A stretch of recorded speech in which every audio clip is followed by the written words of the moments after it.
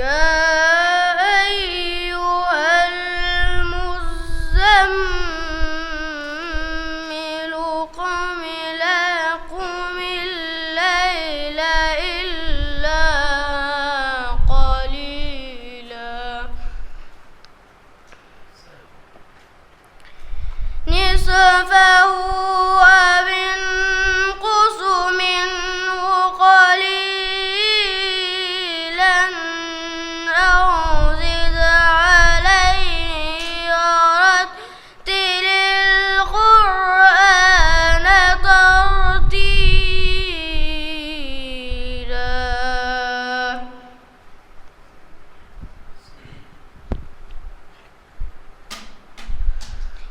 إنا سنلقي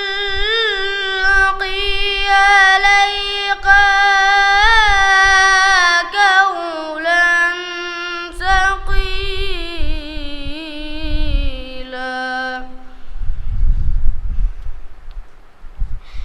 إن ناشئة الليل هي أشد وطئا وأقوام قليلا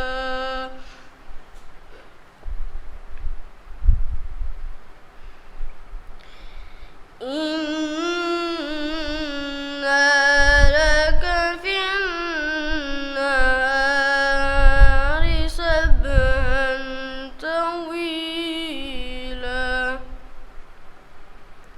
واذكر اسم ربك وتبتل إليه تبتيلا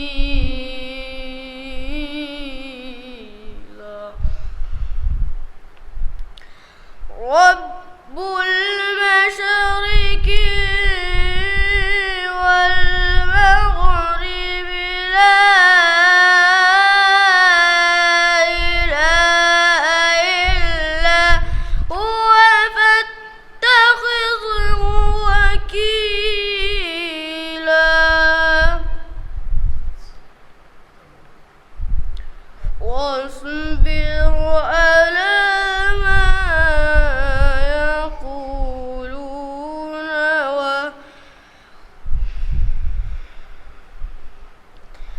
ما يقولون واهجرهم هجرا جميلا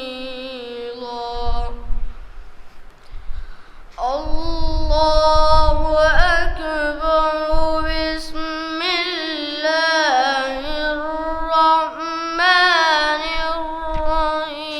الرحيم إنا أعطيناك الكوثر فصل لربك وانهر إن شانئك هو الأبتر صدق الله العلي العظيم.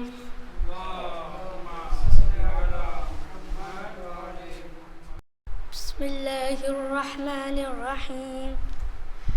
زمین و آسمان میں حسین سا کوئی نہیں، زمین و آسمان میں حسین سا کوئی نہیں، خدا کے اس جہان میں حسین سا کوئی نہیں.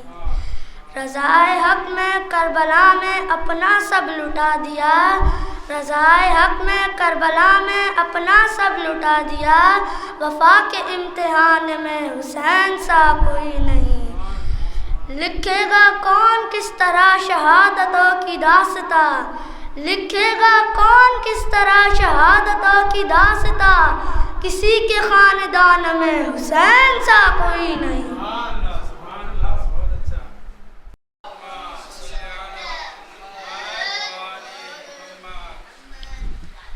بار دیگر صلوات.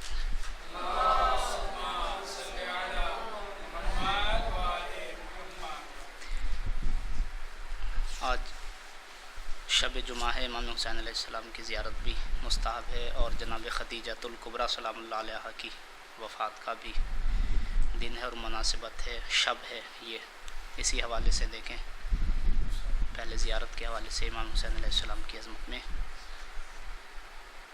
برائے کربلا جس روز میں گھر سے نکلتا ہوں،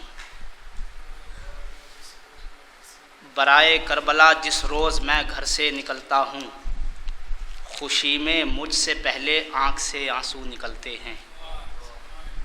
برائے کربلا جس روز میں گھر سے نکلتا ہوں، خوشی میں مجھ سے پہلے آنکھ سے آنسو نکلتے ہیں. خوشی میں مجھ سے پہلے آنکھ سے آنسو نکلتے ہیں. انہیں معلوم ہے مولا رضا ضامن ہے ان سب کے، انہیں معلوم ہے مولا رضا ضامن ہے ان سب کے. بلا کے دشت میں یہ سوچ کر آہو نکلتے ہیں، بلا کے دشت میں یہ سوچ کر آہو نکلتے ہیں. بلا کے دشت میں یہ سوچ کر آہو نکلتے ہیں. اور نبی زادی کی تربت سے اندھیرا کچھ تو کم ہوگا. بطور خاص دیکھیں یہ شعر، نبی زادی کی تربت سے اندھیرا کچھ تو کم ہوگا. شب تاریک میں یہ سوچ کر جگنو نکلتے ہیں، شب تاریک میں یہ سوچ کر جگنو نکلتے ہیں. شب تاریک میں یہ سوچ کر جگنو نکلتے ہیں. صلوات پڑھیں بر محمد وآلہ.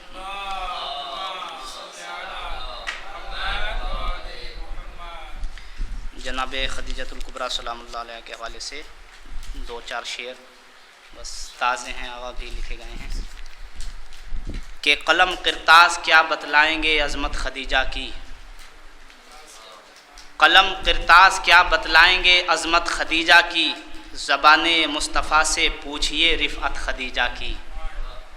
قلم قرطاس کیا بتلائیں گے عظمت خدیجہ کی، زبان مصطفیٰ سے پوچھئے رفعت خدیجہ کی. یتیموں کی کفالت سرپرستی اور ہمدردی، یتیموں کی کفالت سرپرستی اور ہمدردی. پڑھو تاریخ نے لکھی ہے یہ سنت خدیجہ کی، پڑھو تاریخ نے لکھی ہے یہ سنت خدیجہ کی. خدا کے دین کی نشر و اشاعت اور خدمت میں، خدا کے دین کی نشر و اشاعت اور خدمت میں نبی کے کام آئی ہر جگہ دولت خدیجہ کی. نبی کے کام آئی ہر جگہ دولت خدیجہ کی. نبی کے ساتھ تھیں ہر ایک قدم پر جانثاری میں، نبی کے ساتھ تھیں ہر ایک قدم پر جانثاری میں. زمانہ بھول نہ پائے گا یہ ہمت خدیجہ کی، زمانہ بھول نہ پائے گا یہ ہمت خدیجہ کی. اور جناب فاطمہ زہرا سی دختر جس نے پائی ہے، جناب فاطمہ زہرا سی دختر جس نے، بطور خاص دیکھیں کہ جناب فاطمہ زہرا سی دختر جس نے پائی ہے، کرے ہیں رشک مریم ایسی ہے عفت خدیجہ کی، کرے ہیں رشک مریم ایسی ہے عفت خدیجہ کی. اور زمیں والے تو کیا پہچانتے فخر پیمبر کو، زمیں والے تو کیا پہچانتے فخر پیمبر کو، مگر ہے سب سے زیادہ عرش پہ شہرت خدیجہ کی، مگر ہے سب سے زیادہ عرش پہ شہرت خدیجہ کی. اور خدا کی رحمتیں اس پر بھی بن جائیں گی ایک سایہ، خدا کی رحمتیں بن جائیں گی اس پر بھی ایک سایہ. مقدر سے جسے مل جائے گی نسبت خدیجہ کی، مقدر سے جسے مل جائے گی نسبت خدیجہ کی. انہی مصروں کے زیر سایہ بڑے ادب اور احترام سے میں گزارش گزار ہوں علی جناب مولانا علی عباس رضوی غازی پوری صاحب کی خدمت میں کہ وہ آئیں رونق منبر ہوں اور فضائل آل محمد علیہ السلام سے مومنین کے قلوب کو منور فرمائیں. صلوات پڑھیں بر محمد و آل محمد.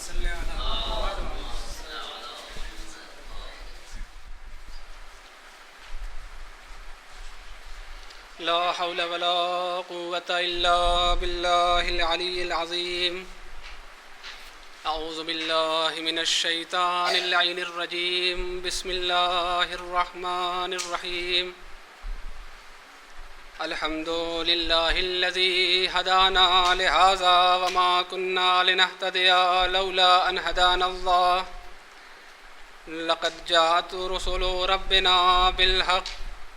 الصلاة والسلام والتحية والإكرام على صاحبة الدعوة النبوية والصولة الحيدرية والعصمة الفاطمية والحلم الحسنية والشجاعة الحسينية والعبادة السجادية والمعاصر الباقرية والآثار الجعفرية والعلوم الكاظمية والحجج الرضوية والجود التقوية والنقاوة النقوية والحيبة العسكرية والغيبة الإلهية القائم بالحق.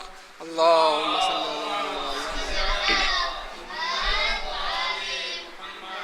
اللهم صل وسلم وزد وبارك على النبي الأمي العربي القرشي الأبتحي التهامي السيد البحي السراج المنير كوكب دري صاحب الوقار والسكينة المدفون بأرض المدينة العبد المعيد والرسول المسدد المصطفى الأمجد والمحمود الأحمد حبيب إله العالمين وخاتم النبيين وسيد المرسلين وشفيع المذنبين ورحمة للعالمين أبي القاسم محمد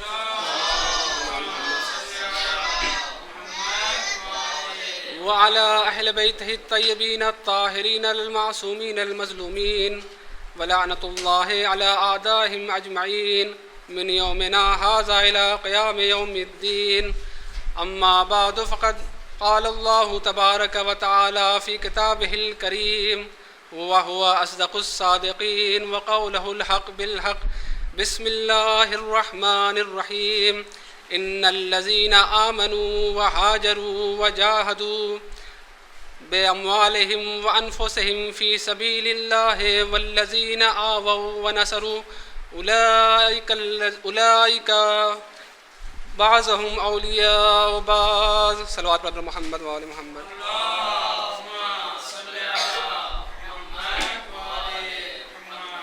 عزیزان ایمان،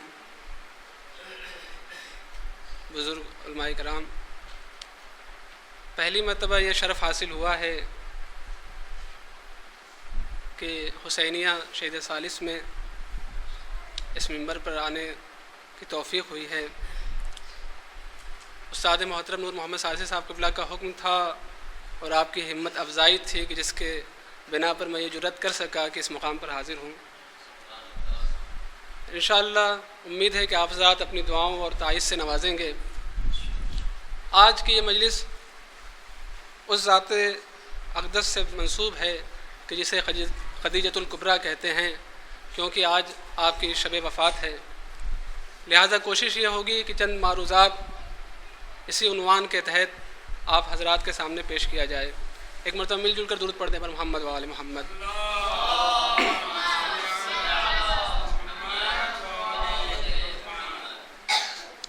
جناب خدیجۃ الکبریٰ وہ بی بی کی جو محسنہ اسلام ہیں، کہ جنہوں نے رسول اسلام کی بھی نصرت کی اور دین اسلام کی بھی نصرت کی، اور اس طرح نصرت کی کہ تاریخ اسلام میں آپ کی شخصیت ایک عظیم ترین خاتون کی حیثیت سے جانی جاتی ہے.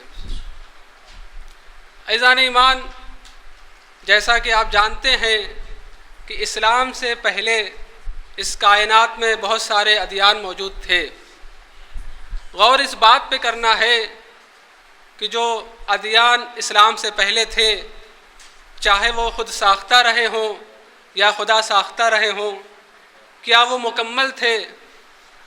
اگر وہ مکمل تھے تو دین اسلام کے آنے کی ضرورت کیا تھی؟ اور اگر وہ مکمل نہیں تھے تو آخر کیا کمی تھی کہ جسے اسلام نے آ کر پورا کیا؟ آخر کیا کمی تھی کہ جسے اسلام نے آ کر پورا کیا؟ اس لیے کہ وہ باتیں جو اسلام نے ہمیں بتائیں، کم و بیش وہ باتیں جو سابقہ مذاہب تھے انہوں نے بھی وہی باتیں بتائیں. ماں باپ کا احترام کرنا چاہیے، اسلام نے یہ حکم دیا، لیکن اسلام سے پہلے جو مذاہب تھے وہ بھی یہی کہہ رہے تھے. محسن کا شکریہ ادا کرنا چاہیے، یہ ہر مذہب کہہ رہا ہے. اللہ کی عبادت کرنے کے لیے ہر مذہب حکم دے رہا ہے، یہ الگ بات ہے کہ عبادت کا طریقہ الگ ہے، طرز عبادت بدلا ہوا ہے۔ تو جو مذہب پہلے اسلام سے آئے انہوں نے بھی عبادت کا درس دیا، ریاضت کا درس دیا، تو اسلام نے بھی یہی درس دیا۔ اسلام نے حج کرنے کا حکم دیا، تو جو باقی سابقہ مذاہب تھے وہ بھی خانہ کعبہ کا طواف کرنے کا درس دیتے تھے، ان کے یہاں بھی خانہ کعبہ کی عزت و عفت باقی تھی، وہ بھی اس کی عظمت کے قائل تھے۔ یہ صفا و مروہ کے درمیان دوڑ یہ نئی نہیں ہے، جو سابقہ مذاہب تھے ان کے یہاں بھی صفا و مروہ کے درمیان ان کے ماننے والے بھی دوڑا کرتے تھے۔ یہ اور بات ہے کہ اسلام نے آ کر یہ تاکید کر دی کہ یہاں آ کر تمہیں دوڑنا ہوگا۔ اب اگر کوئی یہ کہے کہ ہم تو اپنے گھر میں بڑی نزاکت سے چلا کرتے ہیں، ہم تو بڑے آہستہ آہستہ قدم رکھا کرتے ہیں، تو اسلام کہے گا کہ وہ تمہارا گھر تھا، یہ خدا کا گھر ہے، یہاں تمہیں دوڑنا پڑے گا۔ یہاں تم دوڑو، غریب ہو تو دوڑو، امیر ہو تو دوڑو، بادشاہ ہو تو دوڑو، فقیر ہو تو دوڑو، یہ دو پہاڑیاں ہیں، ان کے درمیان تمہیں دوڑنا پڑے گا۔ ہاں مگر اتنا یاد رکھنا، ان پہاڑیوں کے درمیان دوڑنا عبادت ہے، پہاڑوں پر دوڑنا عبادت نہیں ہے۔ صلوات پڑھ محمد و آل محمد۔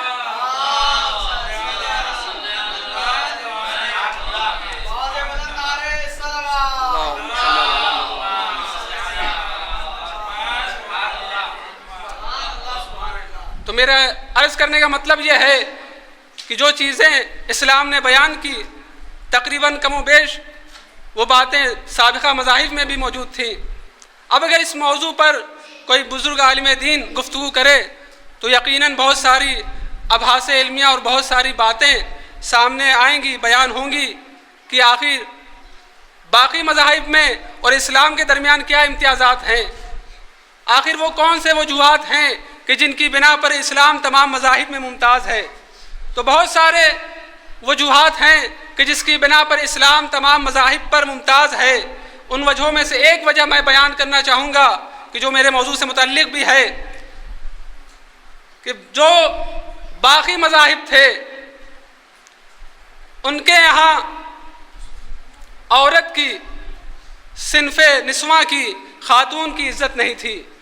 وہ خاتون کو اپنی مملوکہ شے سمجھ رہے تھے، وہ اپنی پراپرٹی سمجھ رہے تھے۔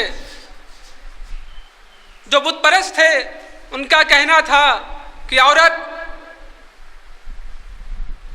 بہت ہی گنہگار شے ہے۔ جو عیسائی تھے ان کا یہ کہنا تھا کہ عورت شیطان کی نمائندہ ہے۔ جو یہودی تھے ان کا یہ کہنا تھا کہ عورت کو گھر میں رکھنے کی ضرورت نہیں ہے، بلکہ اس کو ملک بدر کر دیا جائے، جنگلوں میں چھوڑ دیا جائے۔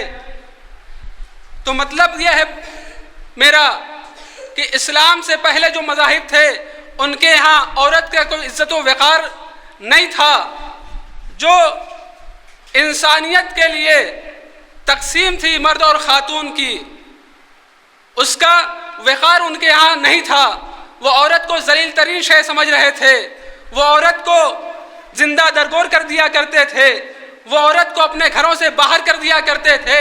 لیکن اسلام وہ واحد نظام حیات بن کر سامنے آیا اور اس نے دنیا کو یہ بتایا کہ عورت کوئی ذلیل ترین شے نہیں ہے، عورت کوئی بدترین شے نہیں ہے، عورت کوئی بدترین شے نہیں ہے، بلکہ عورت نصف انسانیت ہے، عورت نصف انسانیت ہے۔ یہ پہلی دفعہ اسلام نے بتایا کہ اگر عورت ماں ہے تو اس کے قدموں تلے جنت ہے، اگر عورت بیوی ہے تو بہترین خدمت گزار ہے، اگر عورت بہن ہے تو بہترین وفادار ہے، اگر عورت بیٹی ہے تو بہترین غمخوار ہے۔ تو یہ آ کر اسلام نے درس دیا دنیا کو، اسلام نے بتایا کہ عورت کیا ہے۔ اور یہی وجہ ہے کہ اللہ نے ابتدا میں ہی اپنے حبیب کو یہ تاکید کر دی کہ دیکھو جب تک تبلیغ اسلام میں صنف نسواں کا حصہ نہیں ہوگا یہ دین فطرت پوری طرح سے دنیا پر رائج نہیں ہو سکتا۔ لہذا پہلے تم کائنات میں تلاش کرو ایک خاتون کو، اس لیے کہ تمہارے 7 ہونے والے تو بہت ہوں گے، ساتھ دینے والا کوئی نہ ہوگا۔ تو پیغمبر اسلام نے اللہ کے حکم سے ایک خاتون کا انتخاب کیا، اور وہ تھی ام الارامل والایتام، ام المومنین جناب خدیجۃ الکبریٰ سلام اللہ علیہا۔ صلوات پر محمد و آل محمد۔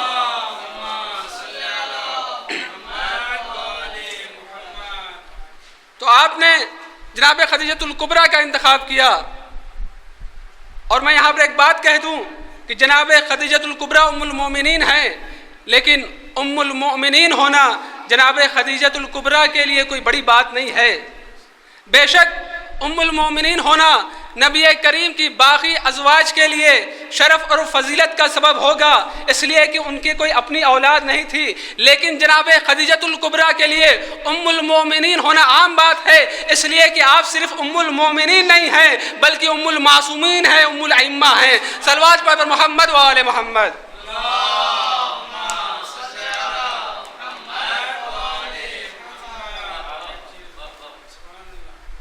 بس عزیزو، میں اپنے اصل موضوع پہ آ گیا۔ آیت آپ کے ذہن میں ہوگی کہ جس کی میں نے ابتدائے کلام میں تلاوت کی کہ ان الذین آمنوا وہاجروا، وہ لوگ جو ایمان لے آئے اور ہجرت کی، وجاہدوا باموالہم وانفسہم، اور اپنے مال کے ذریعے سے اور اپنے نفوس کے ذریعے سے فی سبیل اللہ، اللہ کی راہ میں جہاد کیا،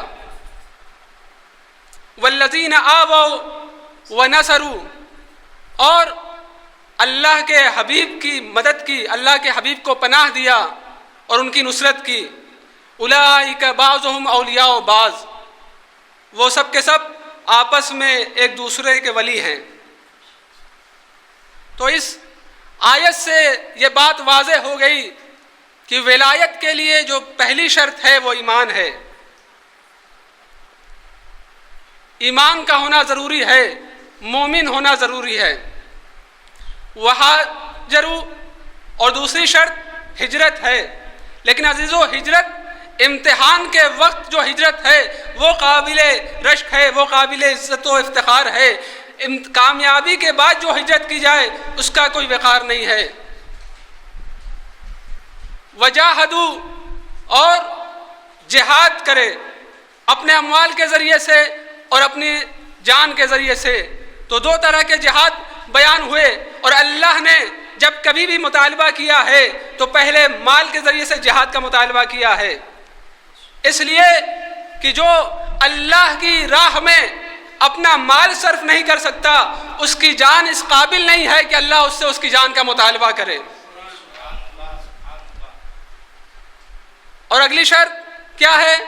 والذین آووا ونصروا، کہ جو نبی کو پناہ دے اور اللہ کے نبی کی نصرت کرے۔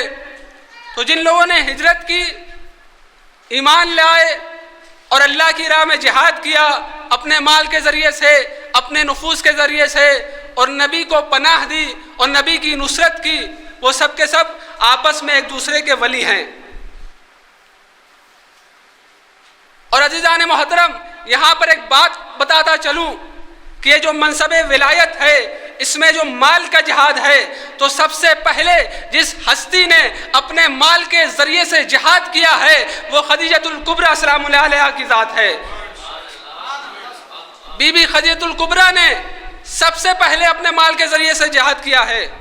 اور ایک بات اور بھی بتاتا چلوں کہ کوئی یہ تصور نہ کرے کہ بی بی پہلے ایمان پر نہ تھیں، بعد میں ایمان لے کر آئیں، اس لیے کہ یہ ہو ہی نہیں سکتا، اس لیے کہ اللہ کو، جس کے رحم اقدس کو عصمت کبریٰ کے لیے مرکز بنانا ہو، یہ کیسے ممکن ہے کہ وہ ایک لمحے کے لیے بھی کفر پر رہی ہو۔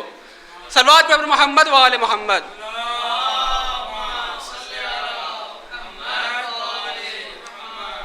جناب خدیجۃ الکبریٰ وہ پہلی خاتون ہیں کہ جنہوں نے اسلام کی بھی نصرت کی اور رسول اسلام کی بھی نصرت کی، اور اس طرح سے نصرت کی کہ جس کی نظیر نہیں ملتی۔ جناب خدیجۃ الکبریٰ وہ بیوی ہیں کہ اسلام سے پہلے ہی آپ کو ام الارامل والایتام کہا جاتا تھا.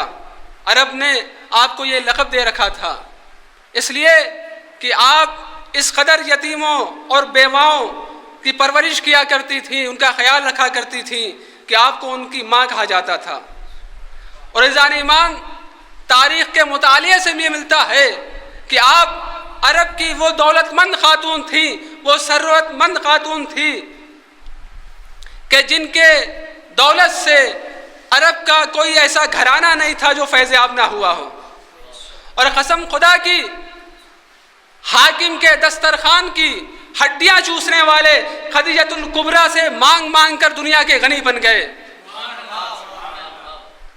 یہ خدیجۃ الکبریٰ کی ذات ہے. اور عزیزان ایمان، یہ بات بھی یاد رکھیں کہ اگر جناب خدیجۃ الکبریٰ کی دولت اور جناب ابو طالب کی حفاظت نہ ہوتی تو آج اسلام نہ ہوتا. یہ وہ ایسے دو بازو ہیں کہ جنہوں نے اسلام کو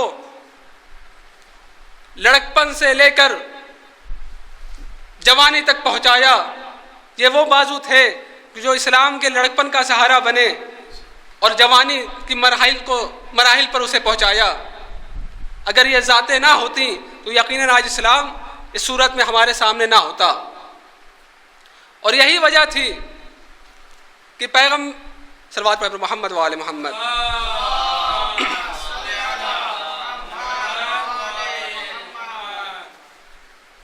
عزیزان ایمان، یہ اور بات ہے کہ آج مسلمان اس گفتگو میں پڑا ہوا ہے کہ حضرت خدیجہ ایمان لائیں تو کب لے کر آئیں، ابو طالب مسلمان تھے یا نہیں. لیکن ایک بات پر سب متفق ہے کہ اگر رسول کی کسی نے حفاظت کی ہے تو وہ ابو طالب نے کی ہے. اگر رسول کا کوئی محسن ہے تو وہ ابو طالب کی ذات ہے. اس پر کسی کو اختلاف نہیں ہے کہ آمنہ کے لال کا اگر کوئی محافظ ہے وہ ابو طالب ہے. اور یہی وجہ ہے کہ جب دعوت ذوالعشیرہ میں ابو جہل نے نبی سے جسارت کی تو اس وقت جو آواز گونجی وہ ابو طالب کی تھی.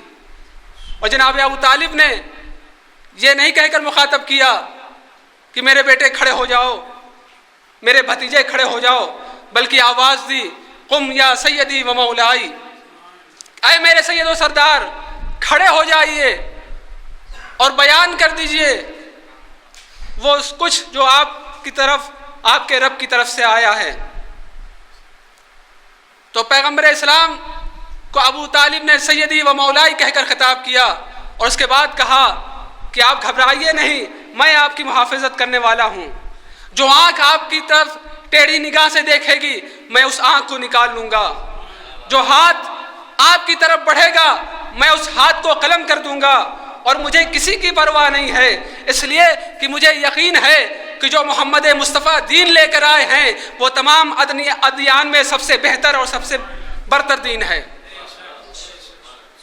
اور اس کے بعد کہتے ہیں کہ قسم خدا کی جب تک ابو طالب کی جان میں جان ہے ساری کائنات مل کر بھی رسول اسلام کے بال بگا نہیں کر سکتی، آپ کا کچھ بگاڑ نہیں سکتی. اور جب تک میں مٹی میں مل کر مٹی نہ ہو جاؤں کسی میں ہمت نہیں ہے جو آپ کے قریب آئے. تو یہ جناب ابو طالب کا ایمان تھا رسول اسلام کے اوپر، اسلام کے اوپر، جو اس طرح سے رسول اسلام کی نصرت کی ہے جناب ابو طالب نے. ایک صلوات پر محمد وآل محمد کی ذات پر.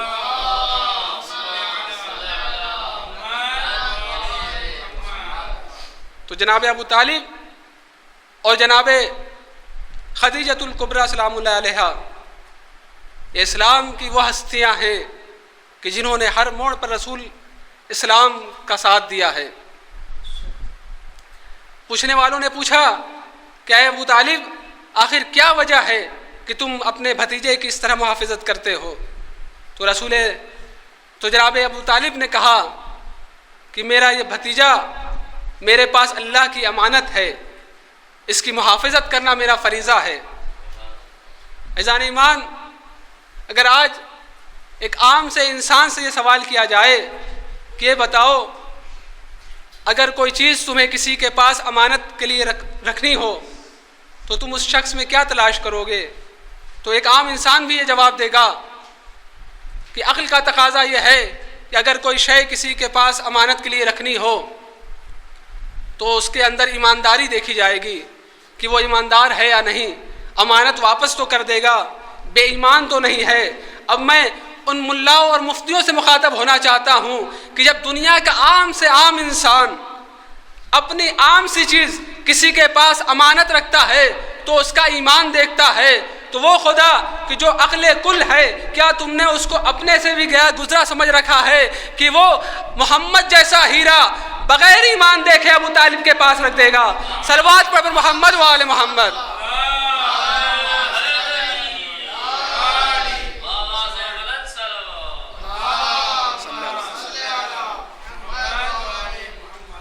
تو ابو طالب کے ایمان پر شک کرنے کی کوئی گنجائش ہی نہیں ہے۔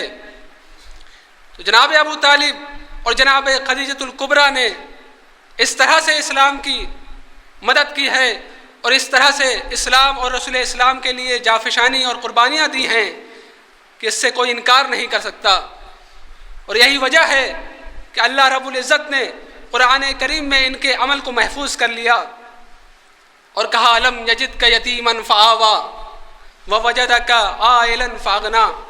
کون ہے کہ جس نے ابو طالب کے علاوہ محمد کو پناہ دی ہو، اور کون ہے کہ جس نے تنگ دستی میں رسول کی مدد کی ہو اور رسول کو غنی کیا ہو سوائے جناب خدیجۃ الکبریٰ کے۔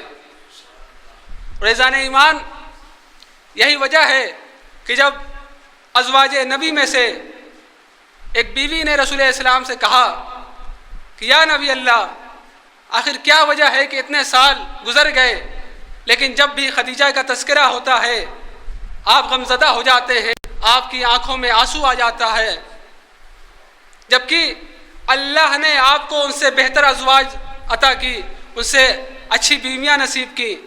تو رسول اسلام برہم ہو جاتے ہیں اور کہتے ہیں کہ تم سے یہ کس نے کہا کہ خدیجہ سے کوئی بہتر ہے؟ خدیجہ نے میرا ساتھ اس وقت دیا جب میں تنہا تھا، اس وقت خدیجہ نے میرا ساتھ دیا جب کوئی میرا ساتھ دینے والا نہ تھا، جب دین اسلام کی تبلیغ کے لیے دولت کی ضرورت تھی، پیسوں کی ضرورت تھی، اس وقت خدیجہ نے میرا ساتھ دیا اور اپنی ساری دولت میرے حوالے کر دی۔ یاد رکھو، خدیجہ میرے پاس مجھ سے کچھ لینے کے لیے نہیں آئی تھی بلکہ مجھے دینے کے لیے آئی تھی۔ تو جناب خدیجۃ الکبریٰ کی کوئی برابری نہیں کر سکتا۔ اور اس کے بعد فرمایا کہ خدیجہ تم سب میں افضل اس لیے ہے کہ وہ میری پہلی زوجہ ہے۔ خدیجہ تم سب میں افضل اس لیے ہے کہ اللہ نے اس کی ذات سے مجھے اولاد عطا کی اور اسی کی ذات سے میری نسل بڑھے گی، میری نسل چلے گی۔ تو کون ہے جو جناب خدیجۃ الکبریٰ کی برابری کرے؟ ملکۃ العرب بی بی کہ جس کے لیے پروردگار عالم نے کہا کہ کائنات کی 4 خواتین میں افضل ترین خاتون جو کائنات کی 4 ہیں ان میں ایک خدیجۃ الکبریٰ کا بھی نام ہے۔ اور عزیزان ایمان، اگر حدیث کی روشنی میں یہ بات کہوں تو غلط نہ ہوگی کہ ساری دنیا جنت کی مشتاق ہے، لیکن خدیجۃ الکبریٰ وہ ہے کہ جنت جن کے قدموں کی مشتاق ہے۔ ایک صلوات پر محمد و آل محمد کی ذات پر۔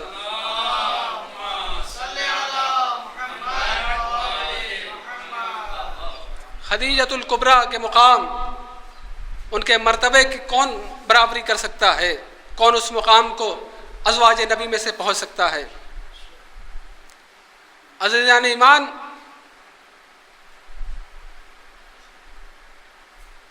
دس بعثت کو جناب خدیجۃ الکبریٰ کی وفات ہے اور 10 بعثت میں ہی جناب ابو طالب بھی اس دنیا سے چلے گئے۔ یہ وہ 2 قوتیں کہ جو نبی کا بازو تھیں ایک ساتھ اس دنیا سے رخصت ہو گئیں۔ یہی وجہ ہے کہ نبی کریم نے اس سال کو عام الحزن کے نام سے یاد کیا اور 1 سال تک نبی کریم نے غم منایا ہے۔ 1 سال تک نبی کریم نے غم منایا، اور کیوں نہ منائے؟ اس لیے کہ جو بہترین پشت پناہ تھے رسول کے وہ دنیا سے چلے گئے، اور یہی وجہ ہے کہ اللہ نے اسی سال یہ حکم دیا کہ اے نبی اب مکہ چھوڑ دو، اس لیے کہ اب مکہ تمہارے رہنے کے قابل نہ رہا، اور نبی کریم نے ہجرت کی ہے۔ ہاں عزیزو، آج شب وفات ہے جناب خدیجۃ الکبریٰ کی، اور ہم رسول اسلام کو ان کی محسنہ کا پرسہ دینے کے لیے آئے ہیں، جناب سیدہ کو ان کی ماں کا پرسہ دینے کے لیے آئے ہیں۔ جناب خدیجۃ الکبریٰ ہے کہ جو بستر علالت پر ہیں، اور جناب سیدہ کمسینی کے عالم میں اپنی سہیلی کے ساتھ صحن خانہ میں موجود ہیں۔ بیوی بڑی حسرت و یاد سے اپنی بیٹی کو تک رہی ہیں۔ ماں کا دل ہے، جانتی ہیں کہ میرے جانے کے بعد میری بچی کا کیا ہوگا۔ عجیب و غریب خیالات ہیں جو خدیجۃ الکبریٰ کے ذہن میں آ رہے ہیں کہ اسی اثنا میں پیغمبر اکرم خانے میں داخل ہوئے۔ جناب خدیجۃ الکبریٰ کہتی ہیں، اے میرے والی و وارث، اے نبی کریم، میرے بعد فاطمہ کا خیال رکھیے گا، میرے بعد فاطمہ کا خیال رکھیے گا، اور جب فاطمہ کو اس گھر سے رخصت کریے گا تو میری جتنی بھی ذاتی اشیاء ہیں سب فاطمہ کے حوالے کر دیجیے گا، اور فاطمہ کو تنہا رخصت نہ کریے گا، بلکہ جب رخصت کریے گا تو ایک خاتون کو فاطمہ کے ساتھ رخصت کریے گا، اس لیے کہ نئے گھر میں مانوس ہونے میں فاطمہ کو وقت لگ جائے گا۔ عزیزو، جناب خدیجۃ الکبریٰ ہیں جو رسول سے وصیت کر چکی، رسول اسلام چلے گئے، اس کے بعد جناب خدیجۃ الکبریٰ نے جناب سیدہ کو اپنے پاس بلایا۔ جناب سیدہ کے پاس، جناب سیدہ اپنی ماں کے پاس آئی۔ ایک مرتبہ جناب خدیجۃ الکبریٰ کہتی ہیں، اے بیٹی، میرے پاس کفن نہیں ہے، اپنے بابا سے کہہ دو کہ جب میں اس دنیا سے چلی جاؤں تو مجھے اپنے کرتے میں دفن کریں گے۔ جناب سیدہ آتی ہیں، بابا اماں کہہ رہی ہیں کہ ان کے پاس کفن نہیں ہے، جب وہ اس دنیا سے چلی جائیں تو انہیں اپنے کرتے میں دفن کریے گا۔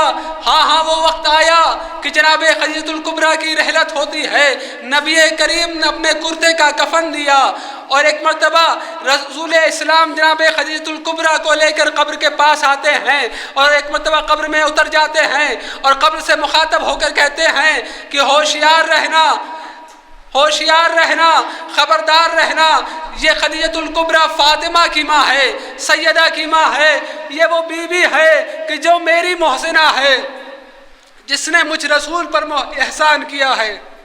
اللہ اکبر۔ جناب رسول اسلام قبر کو مخاطب ہو کر کہہ رہے ہیں کہ خبردار، اسے فشار قبر نہ ہونے دینا، یہ میری محسنہ ہے، یہ سیدہ کی ماں ہے۔ ہاں عزیزو، ہم پرسہ دینے کے لیے آئے ہیں جناب رسول خدا کو، ان کی شریک حیات کا، جناب سیدہ کونین کو ان کی ماں کا۔ آئیے ہم پرسہ دیتے ہیں۔ 5 سال کا سن ہے شہزادی کونین کا، اور شہزادی یتیم ہو رہی ہے، ماں کا سایہ سر سے اٹھ رہا ہے۔ میں کہوں گا شہزادی، یقیناً یہ غم بہت بڑا ہے کہ آپ کمسنی کا عالم ہے، 5 سال کا سن ہے، اور ماں کا سایہ آپ کے سر سے اٹھ رہا ہے۔ لیکن شہزادی، ارے آپ کی ماں کا سایہ سر سے اٹھ گیا، لیکن آپ کو اس بات کی ڈھارس ضرور ہے کہ رسول کریم سا شفیق باپ موجود ہے جو آپ کو دلاسا بھی دے گا، پیار بھی کرے گا۔ یہی وجہ ہے کہ نبی کریم کبھی آپ کی استقبال کے لیے کھڑے ہو جاتے ہیں، کبھی آپ کو اپنے مقام پر بیٹھاتے ہیں، کبھی آپ کے ہاتھوں کا بوسہ دیتے ہیں۔ لیکن شہزادی، میرا سلام ہو آپ کی پوتی جناب سکینہ بنت الحسین پر، اس کربلا کی 4 سالہ یتیمہ پر، اس کمسن یتیمہ پر، کہ جب باپ کا سایہ سر سے اٹھا تو کوئی نہ تھا جو سکینہ کو دلاسا دیتا، کوئی نہ تھا جو سکینہ کو پیار کرتا، کوئی نہ تھا جو بڑھ کر سکینہ کے سر پر دستے شفقت پڑتا۔ ارے ہاں، کچھ ہاتھ سکینہ کی طرف ضرور بڑھے، لیکن دلاسا دینے کے لیے نہیں بڑھے، بلکہ گاچھے لگانے کے لیے بڑھے، گوشوارے چھیننے کے لیے بڑھے، ردا چھیننے کے لیے بڑھے۔ الا لعنۃ اللہ علی القوم الظالمین رضم بقضائہ و تسلیما لامرہ۔ پروردگار تجھے واسطہ محمد وآل محمد کا ہماری اس قلیل سی عبادت کو اپنی بارگاہ میں قبول فرما۔ پروردگار تجھے واسطہ محمد وآل محمد کا جہاں کہیں بھی شیان حیدر قرار ہیں ان کی جان و مال، عزت آبرو ناموس کی حفاظت فرما۔ پروردگار تجھے واسطہ محمد وآل محمد کا ہمیں جو بیمار انہیں شفاء کلیہ عنایت فرما۔ پروردگار ہمیں علم حاصل کرنے اور اس پر عمل کرنے کی توفیق عنایت فرما۔ پروردگار دعاؤں میں بہترین دعا ہے کہ ہمارے امام زمانہ کے ظہور میں تعجیل فرما اور ہم سب کو ان کی فوج میں شمار فرما۔ ربنا تقبل منا انک انت السمیع العلیم۔ ماتم حسین۔